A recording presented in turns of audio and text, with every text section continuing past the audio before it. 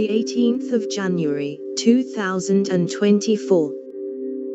U.S. Congress speedily backs new government funding before snowstorm approaches. Lawmakers rushed through temporary funding to keep the government open ahead of a Friday deadline.